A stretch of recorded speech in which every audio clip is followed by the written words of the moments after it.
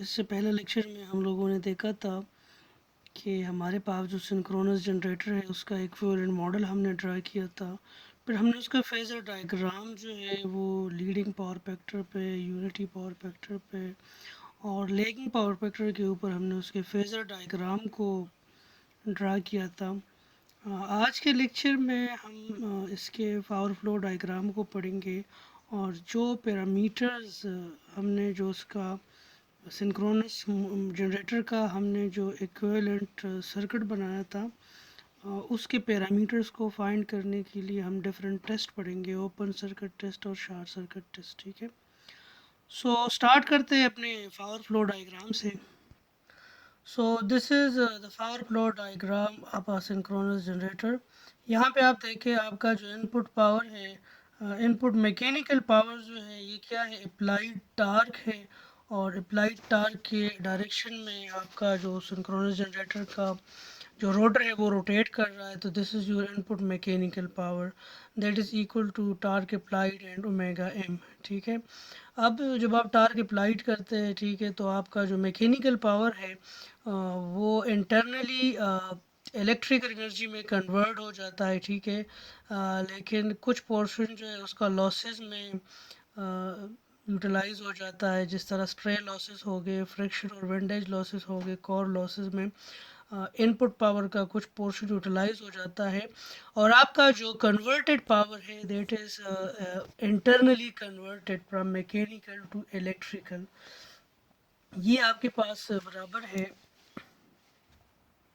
this is actually equal to P converted is equal to what?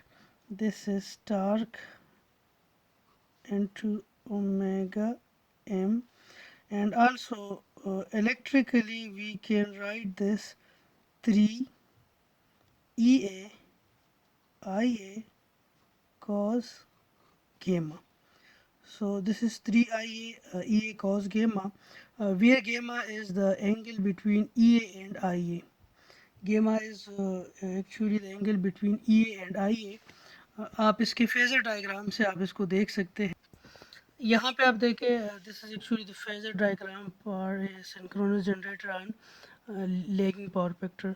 So this is the angle, this is the angle between EA and IA. This is the angle between EA and IA. This is gamma. This is actually gamma, and this is theta. Angle between IA and V phi. This is what? This is theta. IA और EA के दरमियान angle गेमा है, IA और V phi के दरमियान angle जो है that is theta. So the mechanical power is firstly converted into the internally converted electrical power, और हमने देखा कि वो जो internally converted power है that is 3 EA IA cos omega। EA is the internally generated EMF, IA is the current and gamma is the angle between EA and IA।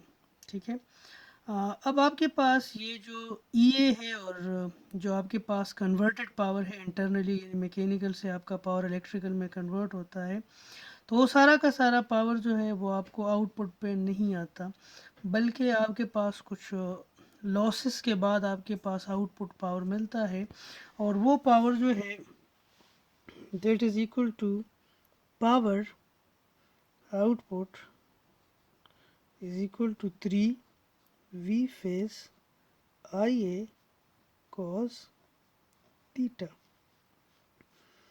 Theta is the angle between V phi and IA। So actually this amount of power is converted from internally induced power to the actually terminal power. That is how much? That is 3 3 V phi IA cos theta, where theta is the angle between V phi and IA। ठीक है, तो आपका जो mechanical power जो आप generator को देते हैं वो स्ट्रे लॉसेस, उसमें स्ट्रे लॉसेस, फ्रिक्शन लॉसेस और कोर लॉसेस निकाल के आपका इलेक्ट्रिकल पावर में कन्वर्ट हो जाता है। लेकिन वो इलेक्ट्रिकल पावर जो है इंटरनली इंड्यूस्ड इलेक्ट्रिकल पावर होता है, ठीक है। अ, वो पावर जो है आपको टर्मिनल पे नहीं मिलता। क्योंकि हमने ये देखा था कि E A is not equal to V phi, बल्कि हमने ये देखा था कि ये इस वजह से बराबर नहीं है क्योंकि इसमें हमारे पास ई एक जो इंड्यूस्ड वोल्टेज होता है ई ए होता है, ठीक है। कुछ ड्रॉप वो इंटरनल जो रेजिस्टेंस होता है उसके ऊपर होता है, उसका एक्सेस के ऊपर कुछ ड्रॉप होता है। तो हमने ये देखा था कि E A is actually V phi plus I A R A plus J X S I A. तो ये हमने ई और वी फाई का रिलेशन देखा था। तो इंटरनली जो आपके पास जनरेटेड पावर है that is converted, that the power that is converted from mechanical to electrical, तो वो है 3 ई आई ए कॉज ओमेगा।